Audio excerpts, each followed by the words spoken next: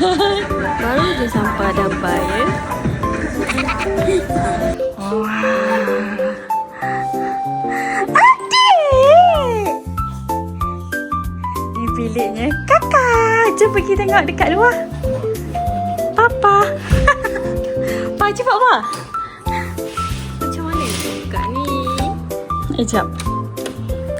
Kita dah ni. Okey, tarik. Wah. Adik. Hati-hati eh. Oh, mana ada orang tapi kosong je yang.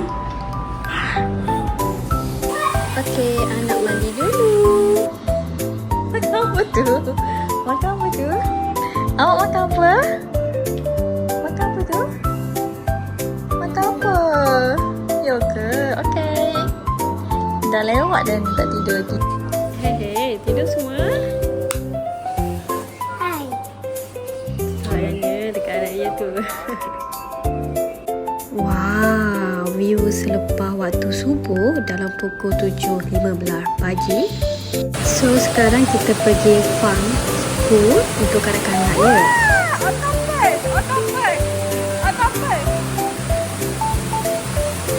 Besar juga kolam ni. Lepas tu ada gabus guys. Sebelum terjun dalam kolam, buka selipar dulu, pampers anak, baru terjun. Yeay, kakak dan adik dah tak sabar nak mandi. Terlupa ada purse dalam poket. Adik. Semua hati-hati sebab takut air sejuk.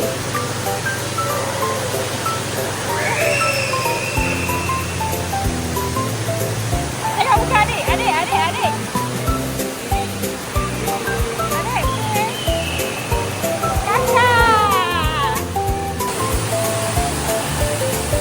Kakak comel. Peace sekali.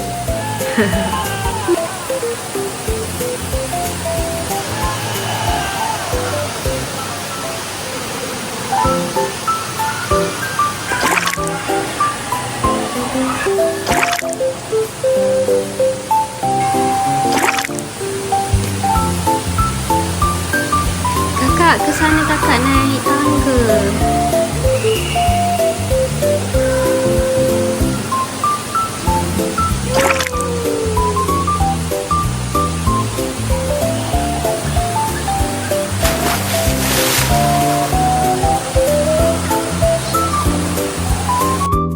Cepat adik lepas adik. Kita pergi kat layan nanti.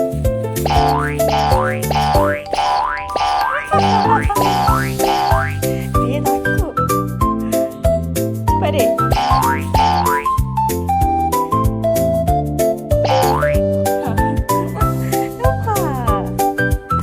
Nampak.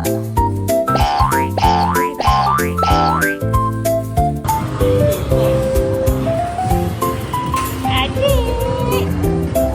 Papa.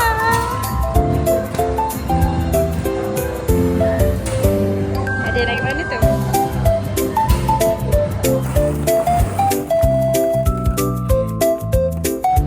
Tempat yang anak paling Adik. suka.